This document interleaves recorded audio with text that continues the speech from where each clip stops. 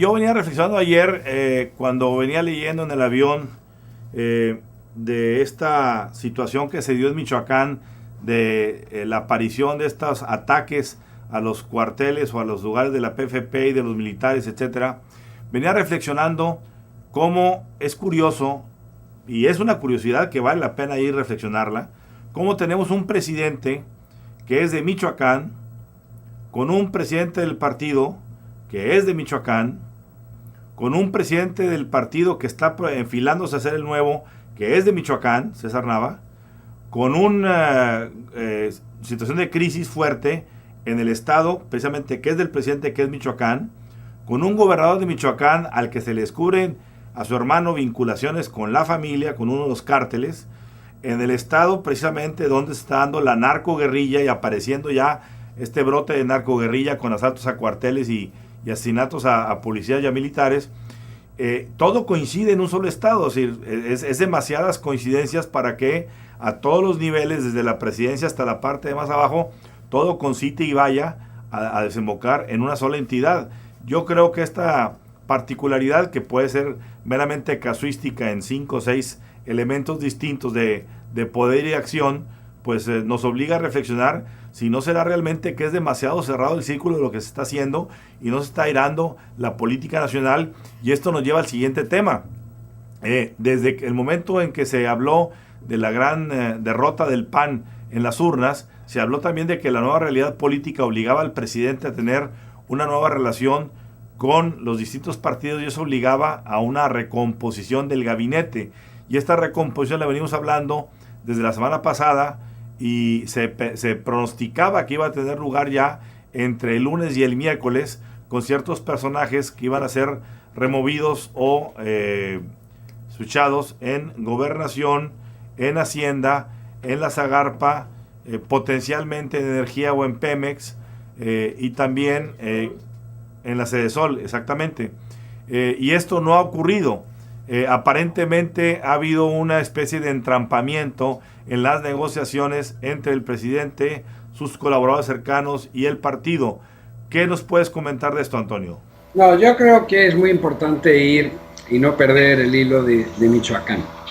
En la vida algunas veces pasan estas cosas. Yo recuerdo muy bien en Colombia, en los 80, hubo un presidente llamado Virgilio Barco. Él tuvo que recibir, y eso me lo contaba él cuando era presidente de Colombia, él tuvo que recibir una oferta de Pablo Escobar y los cárteles de Medellín, donde no pedían solo la negociación, sino que le ofrecieron a la presidencia de la República de Colombia un tracto que en esencia sería: nosotros pagamos la deuda externa colombiana y ustedes nos legalizan el resultado de nuestro traqueteo y de nuestro dinero, y hasta aquí llegamos. Naturalmente el Estado colombiano no aceptó, fue un increscendo salvaje.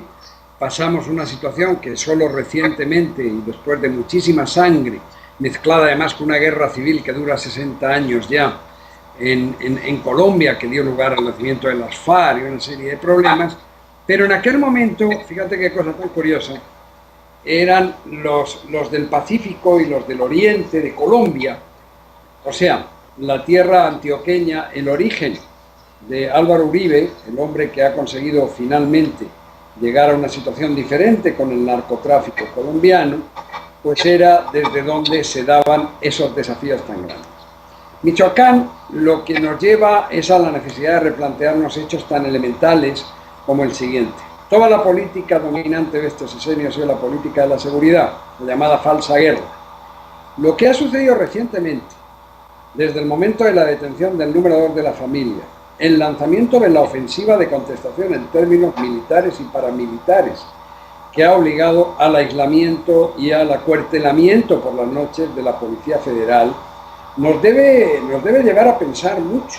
Nos debe llevar a pensar mucho, porque naturalmente los gobiernos están hechos por personas para hacer unas políticas. Esas políticas, en este caso la política del presidente Calderón sobre seguridad, lejos de ofrecer un buen resultado, ofrece un resultado peligroso. ¿Por qué es peligroso? Todos supimos que era una guerra, que qué bueno que se daba, falsa, pero guerra, que alguien tenía que encargarse de ese problema, pero hemos venido durante los últimos tiempos señalando algo que es obvio. No se puede tener al ejército mexicano, que ha dado una prueba de lealtad constitucional y social tan grande, en las calles, haciendo primero un papel que no es el suyo, segundo, obligándoles a jugar una guerra falsa, pero un enfrentamiento civil de orden público que debe resolver la policía, y mientras tanto no haciendo nada para crear la policía. Entonces, claro, primer elemento, si la gran política del gobierno está en cuestión, ¿a quién se nombra para llevar esa política?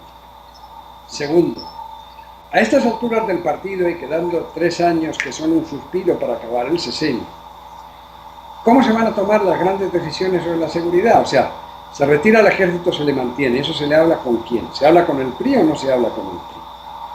¿Se habla con el PRI, con el PRD, o simplemente seguimos empeñados en colocar y poner en peligro al ejército? Y eso tiene que ver con un hecho que es elemental. La victoria tiene muchos padres, la derrota es huérfana.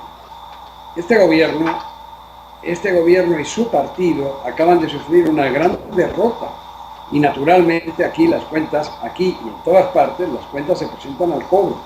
Ahora mismo las cuentas son quién va a nombrar al presidente del PRI, cuál es el margen de maniobra real del presidente en su partido, dentro del margen de maniobra real del presidente en su partido, qué le van a dejar hacer entre su partido y su gobierno, qué puede hacer, con quién va a hablar para llevar la agenda hacia adelante. Es decir, son las grandes preguntas, pero empezando por donde tú empezabas, Michoacán.